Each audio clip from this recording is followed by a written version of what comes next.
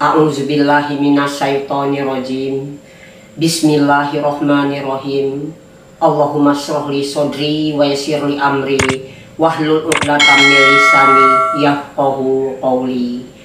Assalamualaikum warahmatullahi wabarakatuh. Jumpa lagi bersama saya Hajah Rosneli mengambil tema di mana tiada elang kata belalang akulah elang.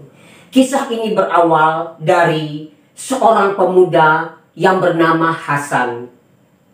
Siapakah Hasan itu, pemirsa? Hasan adalah seorang penyair, penggubah syair yang kesehariannya adalah menggubah syair-syair yang bisa membakar semangat para pejuang, para mujahidin ketika akan berperang di medan laga. Ia sama dengan mujahidin, hanya bedanya Hasan ini tidak bisa memanah, tidak pernah berperang, dan dia tidak bisa menggunakan tombak untuk berperang. Jadi ketika berperang, Hasan ini selalu ditempatkan oleh Rasulullah di tempat-tempat wanita dan anak-anak. Jadi Hasan ini tidak pernah ikut berperang. Dikala musuh-musuh kaum kafir Quraisy menghujat, menghina, mengejek, mencerca kaum muslimin, maka Rasulullah merintahkan kepada Hasan, "Hasan, balas olehmu syair itu dengan kata-kata, dengan kalimat yang berhujah tak terbalaskan." Itu sabda Rasulullah SAW, berhujah tak terbalaskan. Apa maksudnya? Kalau Hasan sudah membalas syair-syair gubahan-gubahannya itu, maka musuh-musuh itu tidak bisa lagi dia membalasnya karena kehabisan bahan. Itulah tugas daripada Hasan. Suatu ketika dalam perang Candak, maka di dalam perang Candak itu ketika Rasulullah SAW beserta para sahabat sedang menghadapi musuh, pada saat itu kaum muslimin tidak memanggul senjata, tidak berperang melawan musuh, tapi mempertahankan diri. Jadi mereka itu kalau ada musuh yang menyerang, mereka itu hanya memanah dan mereka sibuk menghadapi serangan-serangan musuh. Hasan seperti biasanya, pemirsa, oleh Rasulullah SAW diperintahkan di suatu tempat yang mana tempat itu khusus untuk kaum wanita dan anak-anak. Di suatu base camp, suatu camp itu di benteng itu, di situ hanya ada anak-anak dan kaum wanita. Ketika Syafi'ah bibi Rasulullah SAW, Syafi'ah binti Abdul Muthalib, melihat ke bawah, di situ dilihatnya, pemirsa, seorang Yahudi mata-mata musuh yang mengendap-endap dari satu tempat ke tempat yang lain. Gerakannya ini sangat mencurigakan sekali. Ia pindah ke sana, kemudian diam-diam pergi lagi ke sana. Kemudian Syafi'ah curiga. Syafi'ah melihat, wah, ini pasti Yahudi mata-mata musuh yang mencari informasi, melihat situasi dan kondisi keadaan di dalam benteng pertahanan dalam perang Candak itu. Nanti setelah ia mengetahui informasi seluk-beluk di dalam benteng itu, ia akan melapor kepada pimpinannya, dan tentunya dapat dibayangkan sekejap saja akan binasalah seluruh kaum muslimin yang berada di dalam benteng pertahanan itu yang mereka jaga di situ. Maka serta-merta Syafi'ah binti Abdul Muthalib, bibi Rasulullah ini, yang gagah perkasa badannya itu, kalau zaman dahulu, pemirsa, wanita-wanitanya itu, lihatlah kuburannya di Baqi itu, panjang-panjang, lebar-lebar, besar-besar, karena mereka itu tinggi-tinggi. Syafi'ah mengatakan, "Hasan, kau lihat ke bawah. Di bawah itu ada seorang Yahudi yang mengendap-endap. Ia sangat berbahaya. Itu mata-mata musuh. Ia mencari informasi situasi kondisi kita di dalam benteng pertahanan ini. Nanti akan melapor kepada pimpinannya. Dan dengan serta-merta kita akan dibom. Kita akan dibumi ratakan oleh mereka dengan alat yang begitu hebatnya musuh-musuh. Karena beribu-ribu musuh berada di luar sana. Perang Candak itu 10.000 lebih musuh di situ yang mengepung benteng tersebut." Apa jawab dari Hasan? Hasan menjawab, "Yaghfirullahu laki." Semoga Allah Subhanahu wa ta'ala memberi ampunan kepadamu.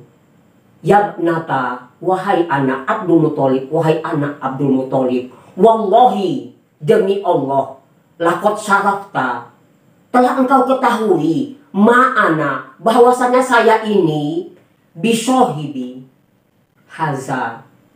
Saya tidak menguasai urusan itu, bukan bidang saya urusan itu. Betul-betul saya tidak menguasai bidang peperangan itu. Mendengar jawaban dari Hasan tadi, Syafiah berdiri dengan langkah yang mantap, dengan iman yang tebal. Ia berdiri dengan gagah perkasanya. Ia cabut penancang daripada kemah yang terbuat dari besi itu. Ia ambil penancang itu, kemudian ia ikuti musuh itu dengan perlahan-lahan.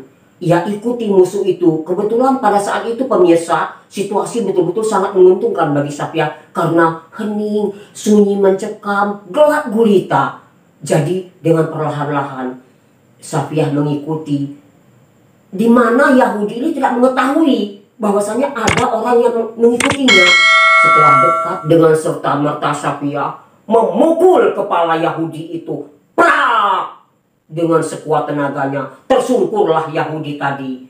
Yahudi itu tersungkur, kemudian barulah Syafiah memukulnya bertubi-tubi sampai Yahudi itu menghembuskan nafas terakhir. Setelah Yahudi itu mati, maka Syafiah ini melemparkan pemancang kain tadi, besi panjang itu tadi yang berlumuran darah. Ia kembali kepada tempat semula dia berada. Kemudian dia mengatakan, Hasan, kau ambillah seluruh harta rampasan perang dari bangkai, dari binatang itu. Syafiah menyebutnya binatang bangkai karena apa? Dia mata-mata musuh ini sangat berbahaya. Musuh dalam selimut, betul-betul sangat berbahaya sekali ini. Dengan satu laporan dia saja, maka seluruh kaum muslimin saat itu bisa binasa seluruhnya. Baik wanita, anak-anak, apalagi para pejuang seluruhnya. Karena itu dia menyebutkan bangkai itu, binatang itu, telah aku bunuh, dia telah mati. Ambillah olehmu seluruh harta rampasan perang itu. Apa jawab Hasan? Saya tidak berniat, tidak berhasrat dengan harta rampasan perang itu. Kalau bisa dikatakan betapa kesalnya Syafiah ini. Disuruh membunuh musuh, tidak mau. Suruh ngambil harta rampasan perang juga tidak mau, tidak berhasrat dengan harta. Walah, bagaimana kesalnya Syafiah ini. Karena menurut peraturan perang, seseorang yang telah berhasil membunuh musuh satu orang saja, atau berapa orang yang dibunuh itu, maka si pembunuh ini tadi berhak mengambil seluruh harta rampasan perang, baik yang melekat di dalam tubuh orang yang dibunuhnya itu maupun yang dibawanya. Itu sudah menurut peraturan perang, sudah berhak. Tapi nggak mau Hasan. Kalau Syafiah memang tujuannya bukan untuk harta rampasan, ia bertujuan membina, membantu, menolong kaum muslimin dari serangan musuh pada perang Candak itu. Syafiah ini sudah 2 kali menikah. Dia nikah pertama, suami pertamanya bernama Al-Haris bin Harb. Al-Haris bin Harb ini meninggal dunia pada zaman jahiliyah. Kemudian ia menikah lagi dengan seorang laki-laki yang bernama Awam bin Khuwailid. Dengan Awam bin Khuwailid ini, ia dikaruniai seorang anak yang bernama Zubair bin Awam. Nah, di kemudian hari nanti Zubair bin Awam ini perjuangannya luar biasa sekali. Ia meninggal di Baqi. Baqi adalah pemakaman kaum muslimin yang berada di kota Madinah. Dalam usia 73 tahun, dia meninggal di masa pemerintahan Khalifah Umar bin Khattab. Pernah terjadi, Syafiah ini begitu tegarnya, begitu kuatnya iman di dadanya ini. Pernah sebelumnya itu terjadi ketika Hamzah dipanah oleh Wahsy. Kita tahu ada 2 pemanah, di bagian musuh itu namanya Wahsy, di bagian kaum muslimin itu Abi Talha. Dalam konten saya sudah saya ceritakan itu, Wahsy pemanah ulung, Abi Talha juga. Tidak pernah panahnya itu meleset. Ia diperintahkan oleh Hindun untuk membunuh Hamzah dalam perang Uhud itu. Dengan upah yang sangat banyak sekali, dengan harta yang bergelimang, emas yang tidak terhitung nilainya. Karena harta inilah Wahsy akhirnya memanah Hamzah paman Rasulullah. Apa yang ia lakukan setelah Hamzah gugur?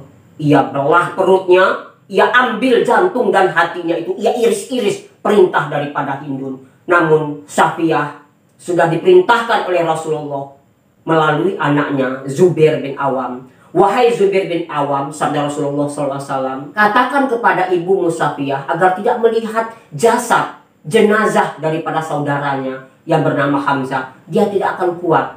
Tapi Safiyah walaupun sudah mendapat nasihat dari Rasulullah melalui Zubair bin Awam, ia tetap dengan langkah tegap mantap ia datang ke jenazah tersebut. Di situ ia melihat, tidak melihat jenazah yang seperti yang dilihat oleh orang yang lain. Ia melihat itu adalah orang yang mati syahid, berada di sisi Allah dan berada di dalam surga. Tidak terlihat oleh dia perut yang menganga, tanpa jantung dan hati. Kemudian ada bisikan-bisikan 70 para syuhada itu. Andai kata kalian tahu keadaan kami, kami semua berada di dalam surga. Hanya itu didengar oleh Safiyah. Safiyah tidak melihat, tidak setetes pun air matanya menetes melihat saudaranya. Karena dia melihat saudara itu bukan seperti mayat jenazah yang terkapar itu, bukan.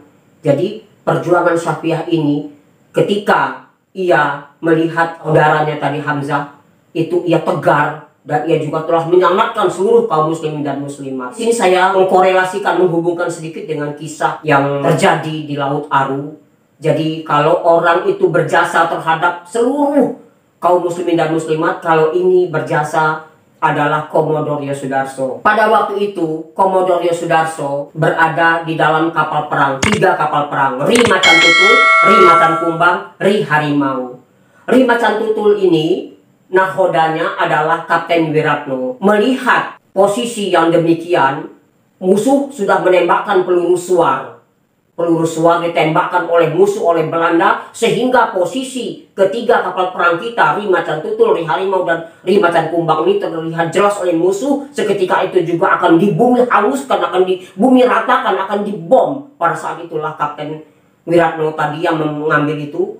Nah, Komodor Yosudarso mengambil alih tampuk pimpinan itu. Kemudian ia melaju menyongsong musuh. Dapat dibayangkan pemirsa, ia menjadi sasaran utama peluru-peluru. Mereka semua binasa. Sebelum kapal Ri Macan Tutul ini tenggelam di Laut Aru, Komodor Yosudarso masih sempat mengumandangkan, kobarkan terus semangat juang sampai Irian Barat kembali ke pangkuan Ibu Pertiwi.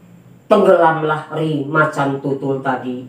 Ri Harimau dan Ri Macan Kumbang selamat sampai di dermaga. Itulah pemirsa, orang yang berjasa terhadap negara, terhadap agama, namanya tercantum dalam buku-buku sejarah. Demikian tadi tausiah saya. Semoga ada manfaatnya bagi kita semua dalam hidup dan kehidupan kita sehari-hari. Saya akhiri dengan wabillahi taufiq wal hidayah. Nasrun minallahi wa fathun qarib. Wassalamualaikum warahmatullahi wabarakatuh.